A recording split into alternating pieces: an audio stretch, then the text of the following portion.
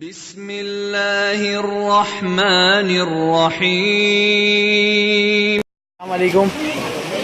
یہ چشمہ وہ چشمہ ہے جو حضرت ایوب علیہ السلام، جن کو صبر کے لیے بہت فیمس ہیں، ان کے صبر کی وجہ سے وہ بہت فیمس ہیں۔ ان کو جب کوڑ کا مرض ہو گیا تھا تو کافی ایک لمبے عرصے بعد جب اللہ تعالیٰ نے ان کو شفا دی تو اس پانی سے دی، جس کا ذکر قرآن میں بھی ہے۔ لوگ اس کو بھرتے ہیں، پیتے ہیں، اور اس میں لوگ نہاتے بھی ہیں۔ اس کو شفا کا پانی بھی کہا جاتا ہے، کیونکہ اس کا قرآن شریف میں بھی ذکر ہے۔ اللہ تعالیٰ نے اسی پانی سے حضرت ایوب علیہ السلام کو شفا عطا فرمائی تھی۔